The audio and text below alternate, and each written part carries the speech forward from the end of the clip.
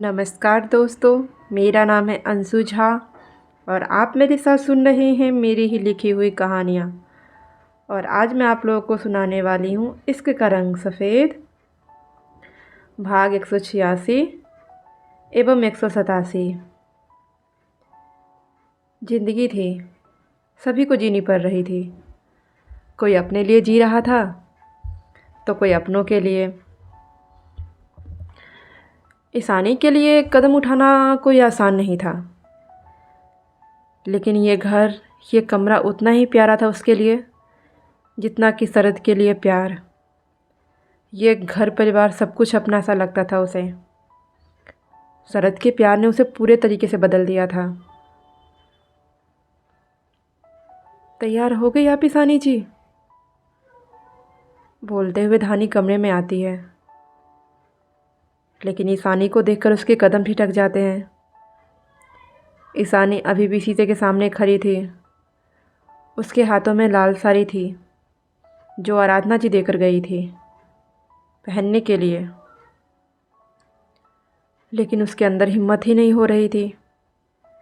घंटों से उसे लेकर किसी मूर्ति की तरह शीशे के सामने खड़ी थी। एक एक पल शरद के साथ बिताए हुए उसके आंखों के सामने नाच रहे थे। ईशानी जी? धानी उसके कंधे पर हाथ रखती है। ईशानी अपने सेंस पे वापस आते हुए शीशा में उसे देखती है।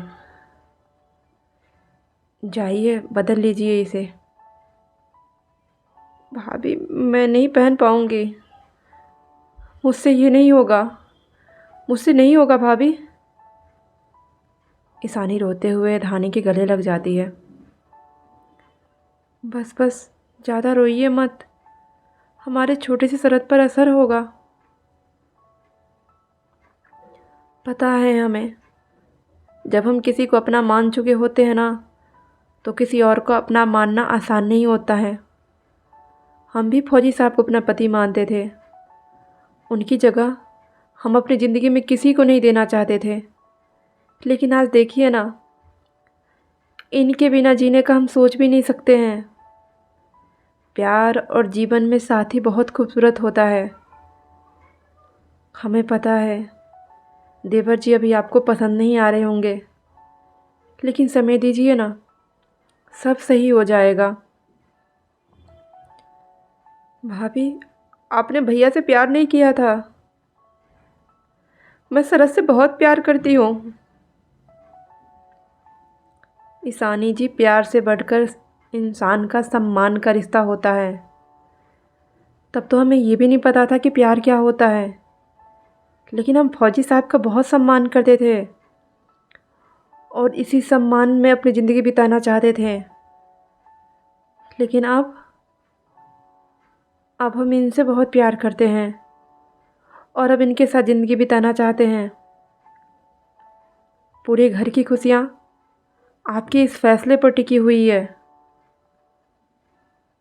चाहिए, सबको खुशी दे दीजिए। धानी उसके गाल पर प्यार से हाथ रखकर बोलती है, ठीक है, मैं बदल कर आती हूँ। ईशानी अपने आंसू पोंछते हुए, सफ़ेद चोला उतारते हुए फिर से लाल साड़ी ओढ़ लिया था। खुद को देखकर फिर से उसकी आंखों से आंसू झर पड़ते हैं। धानी उसके बालों की ढीली सी चोटी बना देती है, गले में हार पहनाने लग जाती है। ईशानी उसे रोक देती है। भाभी, मैं ये सब नहीं पहनना चाहती हूँ। क्यों नहीं पहनना है तुम्हें? धानी, तुम हटो, हम खुद अपनी बहू को तैयार करेंगे। आराधना जी कमरे में आते हुए बोलती हैं, नहीं बड़ी माँ, इन सब की ज़रूरत नहीं है। ज़रूरत है ईशानी, बहुत ज़रूरत है। और एक बात तुम सुन लो, तुम्हारी शादी भले ही दूसरी हो, लेकिन मेरे अतुल की शादी पहली है। क्या उसके कोई अरमान नहीं है? वही तो बड़ी माँ, उसकी शादी किसी और से करवा दीजिए ना। मैं खुश हूँ, मैं कहीं नहीं जाऊँगी ये घर छोड़कर। मैं आप लोगों का साथ पाकर बहुत खुश हूँ। मेरा बेबी आ जाएगा तो मैं उसके साथ खुश रहूँगी। ये सब करके उसकी लाइफ को क्यों बर्बाद कर रहे हैं आप लोग? उसकी ज़िंदगी बर्बाद नहीं कर रहे हैं, बल्कि तुम्हारी ज़िंदगी बर्बाद होने से रोक रहे हैं। ईशानी, अभी तुम्हारी ज़िंदगी की शुरुआत हुई है। तुम्हें क्या लगता है एक अकेली औरत का सरवाइव करना इतना आसान होता है? गंदे आदमी से लेकर गंदी नज़रों तक का बर्दाश्त करना पड़ता है। एक पति का छत्र छाया कितना ज़रूरी होता है अभी तुम्हें समझ नहीं आ रहा है, क्योंकि तुमने ज़िंदगी नहीं देखा है। चलो ये सब कुछ पहनो। आराधना उसके हाथों में फिर से चूड़ियाँ पहनाने लग जाती है। एक लाल साड़ी ने ही उसके रूप को निखार दिया था। पतला सा सोने का सेट, कानों में छोटे छोटे झुमके, हाथों में चूड़ियाँ, ईशानी के रूप में फिर से चांद चार लगा दिया था। क्या सोच रहा है? अतुल शीशे के सामने खड़े होकर कुर्ते का बटन लगा रहा था, लेकिन कुछ सोचते हुए उसके हाथ रुक जाते हैं। नीरज की आवाज़ सुनकर वो अपनी दुनिया में से वापस आता है। कुछ नहीं भाई, चल सब बाहर वेट कर रहे हैं तुम्हारा। मैं ठीक कर रहा हूँ ना भाई, कहीं मैं कुछ गलत तो नहीं कर रहा हूँ? ईशानी के साथ ज्यादती नहीं कर रहा हूँ ना, उसे प्रेशराइज करके? वो मुझसे शादी नहीं करना चाहती है क्योंकि उसे लगता है मैं मौके का फ़ायदा उठा रहा हूँ। तो ये तो तुम्हें हरिश्चंद्र का औलाद बनने से पहले सोचना चाहिए था। मैंने तो उस दिन ही कहा था, क्या ज़रूरत इतना सच बोलने का? मेरे मन में तो जो था वो मैंने कह दिया था। जब कह दिया है, फैसला ले लिया है, तो अब क्यों सोच रहा है? पता नहीं भाई, एक घबराहट सी हो रही है। ऐसा लग रहा है जैसे मैं उसके साथ गलत कर रहा हूँ। ज़्यादा मत सोच। ये रास्ता जितना देखने में आसान होता है ना, उतना उस पर चलना आसान नहीं होता है। उस पर चलना उतना ही कठिन होता है। भाई, आपने भाभी को कैसे कन्विंस किया था? मुझे कन्विंस करने का मौका ही नहीं मिला था। बस सिचुएशन ऐसी बन गई थी, मुझे बीच में कूदना पड़ा था। अच्छा, फिर बाद में भाभी को कैसे मनाया था आपने, या भाभी मान गई थी? अतुल के सवाल सुनकर नीरज मुस्कुरा देता है। ये जो धानी और तुम्हारी भाभी है ना, जो बाहर दिखती है ना, कमरे के अंदर कोई और ही रहती है। शुरू शुरू में तो मुझे देखकर ही आंसू बहाने लग जाती थी, बात बात पर रोने लग जाती थी। उसे लगता था जैसे मैं उसे खा जाऊंगा। सबको बुरा लगा था कि मैं शादी के अगले दिन क्यों चला गया था, लेकिन वो सबसे ज़्यादा खुश हुई थी क्योंकि मुझसे उसे छुटकारा मिला था, और फिर मुझसे भागने की बहाने खोजती थी। उसे बोलना सिखाया है, उसे जीना सिखाया है। बाद में मेरा ही जीना हराम करने लगी। आप बहुत प्यार करते हैं ना भाभी से? और कोई ऑप्शन है मेरे पास? अब तो आप दोनों के बीच सब कुछ ठीक है ना? शादी के 6 महीने के बाद मुझे पति माना था। मतलब? सफ़ेद रंग से इश्क कर रहे हो?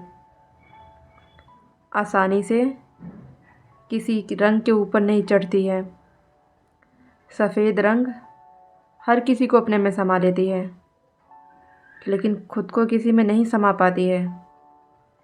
वक्त दो, सब ठीक हो जाएगा। माँ से प्यार करने से पहले बच्चे को प्यार करो। माँ खुद तुम्हें अपना मानने लगेगी। थैंक यू भाई, मुझे समझने के लिए। अतुल नीरज के गले लग जाता है। सोचा नहीं था कभी मुझे भी बड़ा भाई का प्यार नसीब होगा। आज बड़ा भाई नसीब तो हो गया, लेकिन एक भाई को खोकर कभी कभी बहुत दर्द होता है भाई। क्यों सरहद भाई हम सबको छोड़कर चले गए? मत सोच इतना। सारी महानता उसके अंदर ही भरी हुई थी, इसलिए हम सबको छोड़कर चला गया। अब चल नीचे, नहीं तो कब तुम्हारे दुल्हन का मन बदल जाएगा, कोई ठीक नहीं है। हाँ भाई, ये तो ठीक ही कह रहे हैं आप। वैसे ही मुझे देखना पसंद नहीं करती है। चलो। ईशानी नीचे आती है। अपनी माँ को देखकर उसके कदम ठिठक जाते हैं। बड़ी माँ, ये औरत यहाँ पर क्या कर रही है? ईशानी, तुम्हारी माँ है ये? नहीं, जिसने मेरे बच्चे को जान लेने की कोशिश की है वो मेरी माँ कभी नहीं हो सकती है। ऐसा नहीं कहते मेरी बच्ची, अपनी माँ को माफ़ कर दे। मैं जो कर रही थी तुम्हारे भले के लिए कर रही थी। अगर मेरे बच्चे के साथ कुछ हो जाता तो क्या करती आप मेरी भलाई करके? छोड़ो ईशानी, इन सब की बातों का समय नहीं है अभी। चलिए बहन जी। नहीं, आज मेरी बेटी बहुत दिनों बाद सुंदर लग रही है, मैं नज़र उतार लेती हूँ। बंद कीजिए आप अपना ढोंग। ये सब मुझे आपके डर से ही करना पड़ रहा है, लेकिन एक बात याद रखिएगा, मेरा बच्चा कभी भी आपको नानी नहीं बुलाएगा। अब तड़प जाएंगी सुनने के लिए। ईशानी, ऐसा क्यों कह रही हो? गलती हो गई तो माफ़ी तो मांग रही हो ना। ये मेरा भी नाती है। आपका कोई नहीं लगता है। ईशानी चलो, इतना स्ट्रेस मत लो। तो आपने इन्हें बुलाया क्यों है? आपको पता है ना इन्हें देखकर मुझे गुस्सा आता है। अच्छा चलो। आराधना जी उसे खींचते हुए आगे लेकर चली जाती है। सब गाड़ी में बैठकर मंदिर के लिए विदा हो जाते हैं।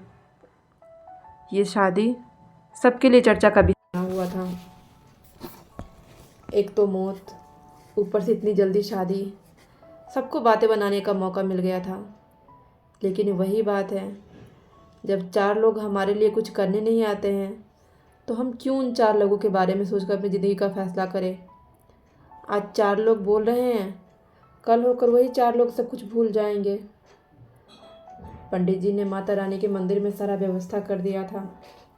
दोनों के जाते ही हाथों में सगुन की हल्दी और मेहंदी लगाते हुए मंडप पर बैठा दिया जाता है। कैलाश जी कन्यादान की रस्म करने के लिए बैठ जाते हैं। ईशानी अपनी माँ को बैठने नहीं देती है। अब दूल्हे की बहन को गठबंधन की रस्म कर दे। पंडित जी के कहने होते हैं तो सबको रिया की कमी बहुत खलनी लग जाती है। रिया सात समुंदर जाकर बैठी हुई थी। भाभी, अतुल धानी को आवाज़ लगाता है।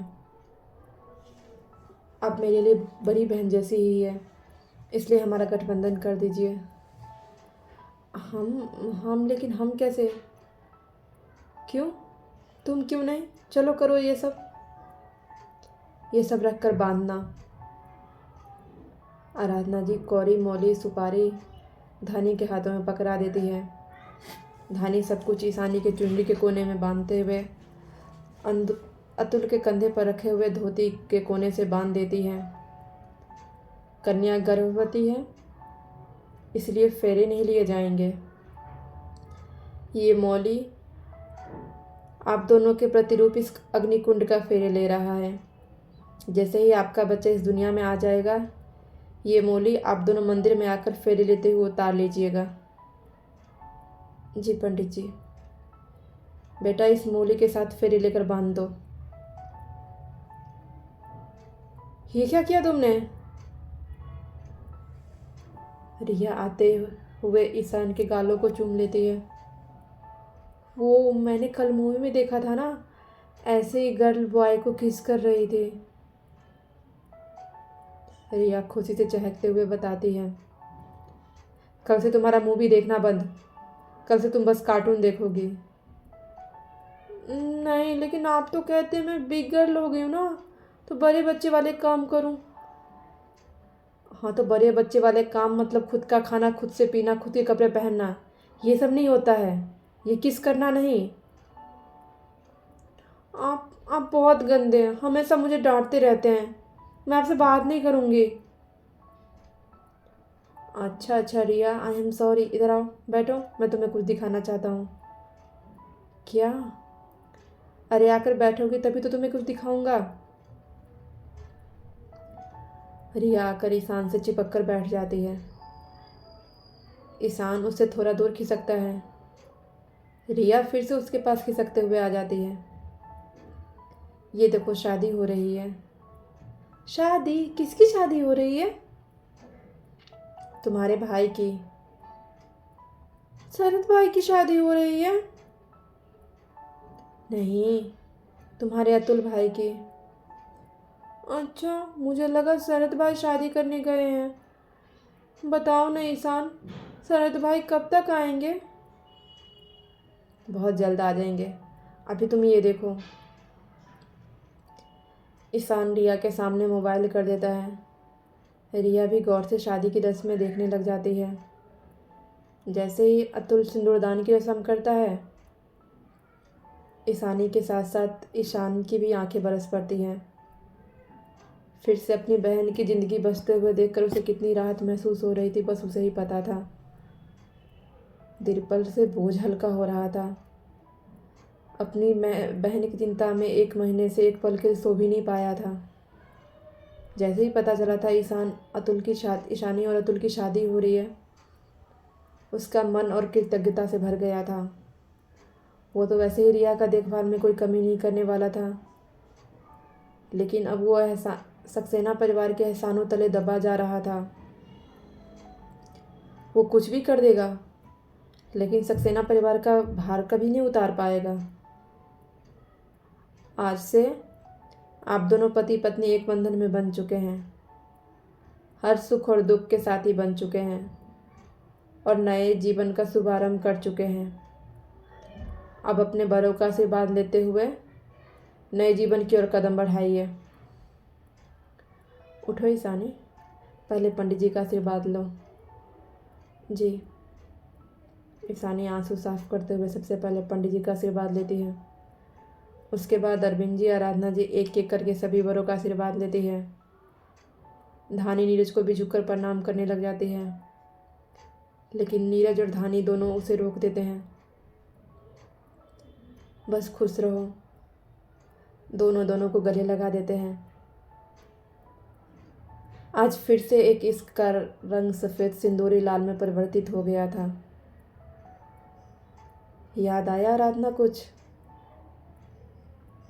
क्या याद है?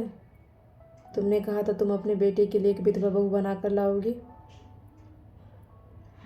अरविंद जी के कहने पर आराधना जी दिन याद करती है जब वो लोग ईशानी को देखकर वापस आ रहे थे, तो धानी को देखकर उनका कलेजा फट गया था और अपने बेटे के लिए विधवा बहू लाने का मन बनाया था। देखो, आज तुम्हारे दोनों बेटे ने तुम्हारा सपना साकार कर दिया है। दोनों ने एक लड़की का जीवन में फिर से रंग भर दिया है।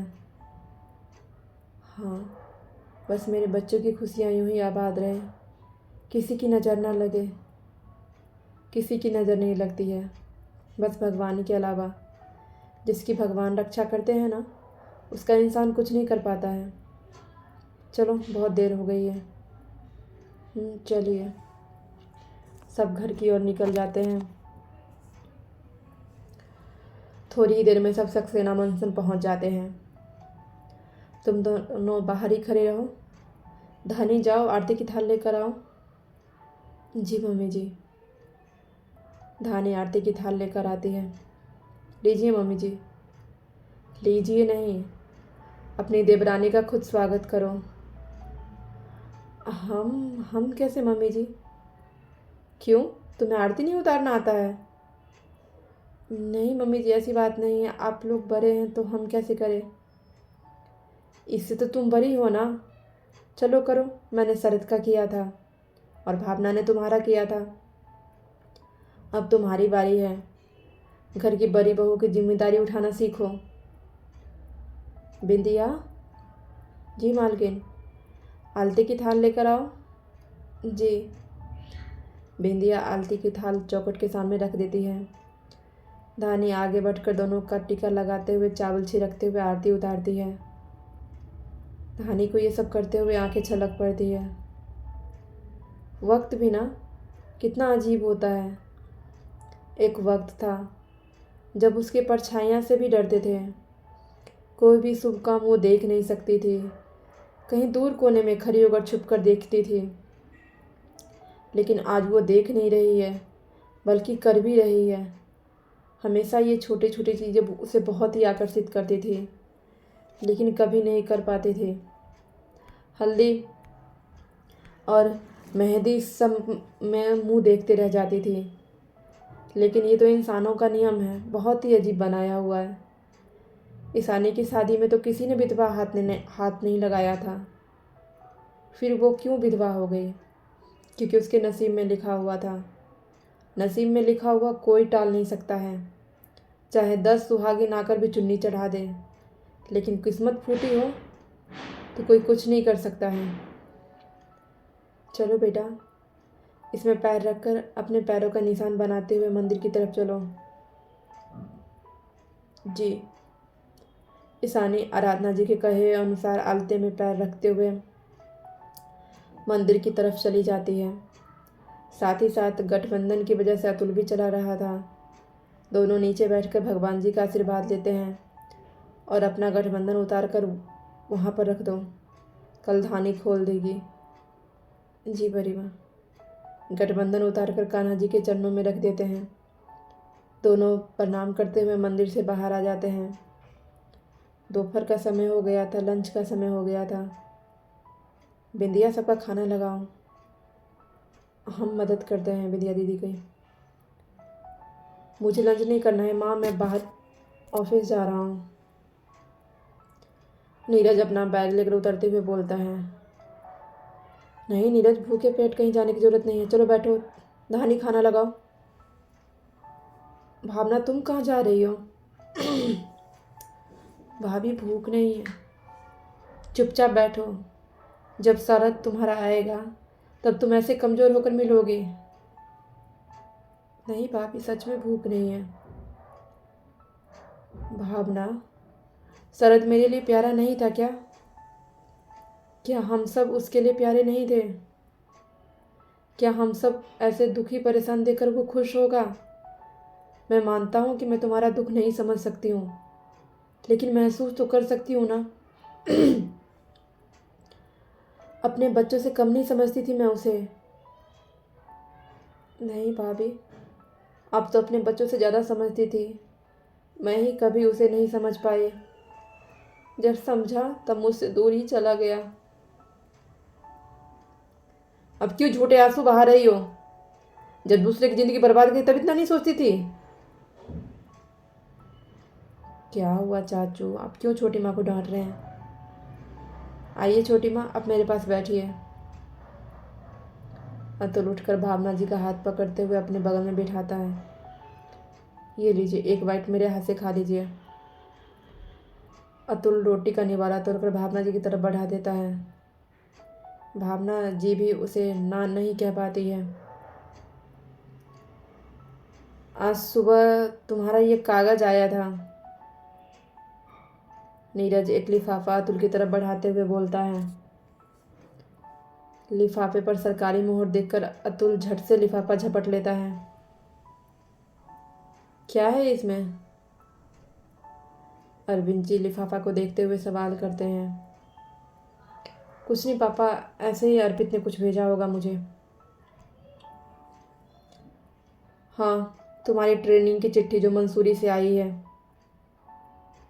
नीरज आराम से खाते हुए बोलता है। सब नीरज की बात सुनकर हैरान हो जाते हैं। ट्रेनिंग? कैसी ट्रेनिंग? तुमने सिविल का एग्ज़ाम दिया था? नहीं पापा, मैं तो कितने दिनों से बाहर था, मैं कैसे एग्ज़ाम दे पाता। हाँ डैड, इसने एग्ज़ाम दिया भी था और रिजल्ट भी आ गया है। 7th रैंक लेकर आया है और ट्रेनिंग के लिए देहरादून जाना है। नीरज पानी पीकर गिलास टेबल पर रखते हुए बोलता है। भाई? क्या भाई? तूने पेपर दिया था, हम सबको बताया क्यों नहीं? अरविंद जी नाराज होते हुए बोलते हैं, बताने का मौका कहाँ मिला। मैं 15 दिन पहले मुंबई आ गया था, वहाँ पर ही एग्ज़ाम थे मेरे। फिर आने के फिर घर आने के बाद ये सब, इन सब में मैं आप सबको क्या बताता। ठीक है, कोई बात नहीं। अब ट्रेनिंग पर जाने के लिए तैयार हो जाओ। आराधना, सारी तैयारी कर लेना। नहीं पापा, मैं किसी ट्रेनिंग पर नहीं जा रहा हूँ। क्या मतलब? मैं फैमिली बिजनेस ज्वाइन करना चाहता हूँ। लेकिन तुम्हें तो शुरू से इंटरेस्ट नहीं है फैमिली बिजनेस में। पापा, पहले की कंडीशन कुछ और थी, अब की कंडीशन कुछ और है। आप चाचू कोई भी ऑफिस नहीं जाते हैं, भाई अकेले कितना ऑफिस संभालेंगे।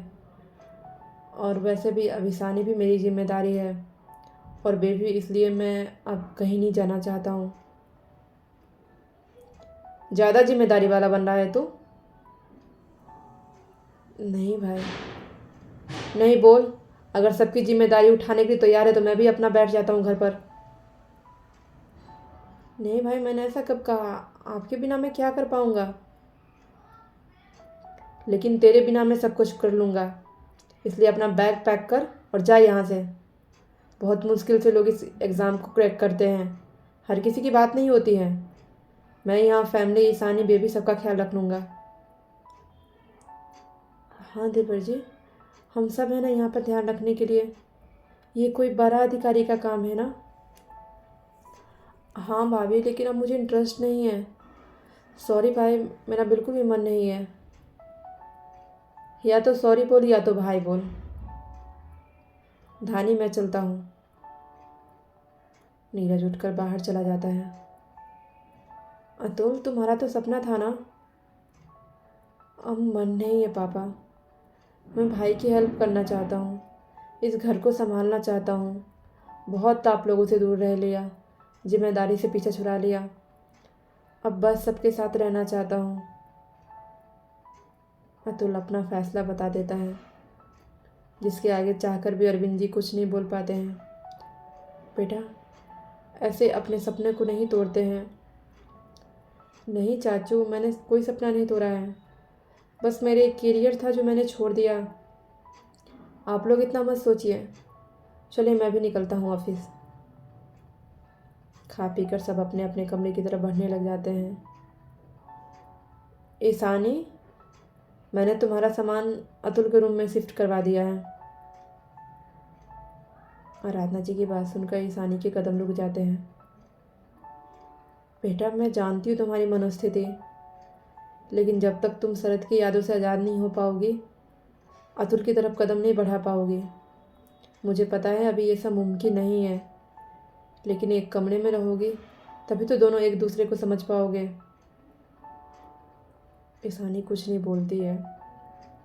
ऐसा लग रहा था सबने उसे कठपुतली बना दिया है। जाओ आराम करो। दूध भिजवाऊं? नहीं। ईशानी नामे सर हिलाते हुए ऊपर की तरफ चली जाती है। अपने कमरे के सामने जाकर उसके कदम रुक जाते हैं। दरवाज़ा खुलकर अंदर की तरफ बढ़ जाती हैं। जो यादें थी इस कमरे के कोने कोने में समाई हुई थी। कभी उसे शरद अलमारी से कपड़े हुए निकालता हुआ दिखता था, तो कभी शीशे के सामने खड़ा होकर बाल बनाता हुआ, तो कभी पौधे में पानी डालता हुआ, तो कभी एक्सरसाइज करता हुआ। ईशानी की आंखें फिर से बरस पड़ती है। क्यों शरद, क्यों क्यों किया आपने मेरे साथ ऐसा? जब साथ चलना ही नहीं था तो प्यार के बड़े बड़े वादे क्यों किया था आपने? जब पूरा करना ही नहीं था तो क्यों सपना दिखाया? क्यों? कैसे मैं करूँ ये सब? कैसे इस कमरे को आपको छोड़कर जाऊं मैं? ईशानी घंटों बैठकर आंसू बहाती रह जाती है। रात को आराधना जी की आवाज़ सुनकर उसे होश आता है। ईशानी, बेटा इस कमरे में क्या कर रही हो? हाँ हाँ हाँ बड़ी माँ, क्या कर रही हो बेटा? बड़ी माँ को कुछ सामान छूट गया था मेरा, ले लिया सामान? ईशानी के खाली हाथों को देखते हुए आराधना जी सवाल करती है। हाँ बड़ी माँ, ठीक है, चलो खाना बन गया, नीचे खाना खा लो। आप चलिए, मैं मुंह धोकर आती हूँ। ईशानी वापस खाना पीना खाकर ऊपर आ जाती है। इस बार उसके कदम अतुल के कमरे के सामने ही रुकते हैं। गहरी सांस लेती है और अंदर बढ़ जाती है। धानी, वो ब्लू वाला फाइल लेकर आना है। धानी अलमारी में से फाइल निकाल कर नीरज को पकड़ा देती है। और भी कुछ चाहिए आपको? नहीं, तुम सो जाओ। जी। धानी कम्बल ओढ़ कर लेट जाती है। गौर से नीरज को चेहरे को देख रही थी, जो अपने लैपटॉप और फाइल के साथ व्यस्त था। एक समय था जब तक नीरज उसे परेशान नहीं कर देता था, तब तक उसे सोने नहीं देता था। लेकिन एक आज का समय है, ढंग से नीरज उसकी तरफ नज़र उठाकर देखता भी नहीं था। ऊपर से दिखाने के लिए सबको सामान्य हो गया था, लेकिन अंदर ही अंदर शरद का गम उसे खाया जा रहा था। क्या हुआ, ऐसे क्यों देख रही हो? कुछ नहीं, हम सो रहे हैं। धानी झट से अपनी आंखें बंद कर लेती है। थोड़ी देर में नींद के आगोश में चली जाती है। नीरज अपना काम ख़त्म करके उसकी तरफ देखता है। आई नो, तुम जताती नहीं हो, लेकिन तुम्हारी आंखों में सब कुछ कहती है। लेकिन मैं क्या करूं? मैं चाहकर भी खुद को नॉर्मल नहीं कर पा रहा हूँ, नहीं भूल पा रहा हूँ सब कुछ। क्या करूं मैं? नीरज पानी पीने के लिए गिलास उठाता है, लेकिन गिलास खाली था।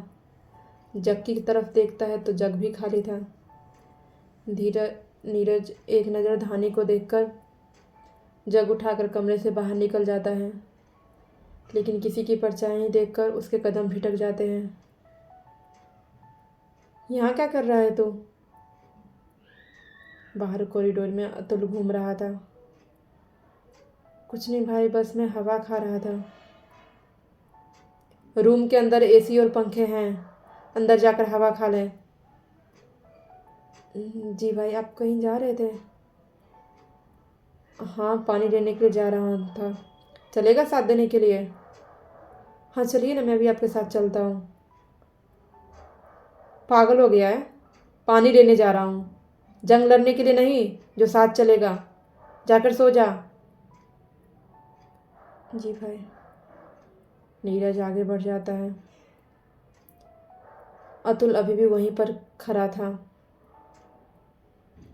बाहर खड़े रहने से प्रॉब्लम सॉल्व नहीं हो जाएगी, अंदर जाकर सिचुएशन को फेस करो। जी जी भाई। अतुल जाकर अपने कमरे का दरवाज़ा खोलता है, लेकिन अंदर का नज़ारा देखकर उसकी आंखें हैरानी से फटी की फटी रह जाती है। हर हर महादेव दोस्तों, तो आज का भाग यहीं पर ख़त्म होता है। मिलते हैं जल्दी नए भाग के साथ। कहानी अच्छी लग रही है तो चैनल को सब्सक्राइब करना बिल्कुल ना भूलें, और कमेंट करके भी बताइए कैसी लग रही है कहानी। Thank you.